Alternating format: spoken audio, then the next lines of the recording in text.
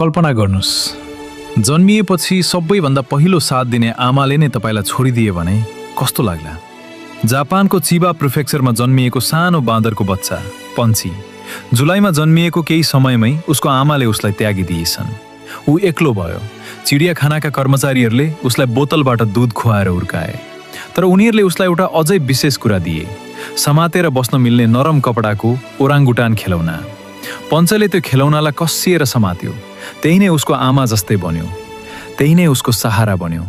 जनवरी 19मा उसलाई बाँदरहरूको समूहमा फर्काइयो। तर सबैले उसलाई सजिलै स्वीकारेनन्।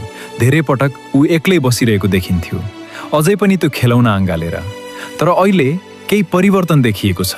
पञ्च आफै अघि बढेर अरू बाँदर नजिक जान थालेको छ, जस्तो कि ऊ भनिरहेको हो, म पनि तिमीहरूकै जस्तै हुन चाहन्छु। उसको सङ्घर्षको कथा एनएचकेले पनि देखाएको छ। सानो शरीर तर ठूलो साहस।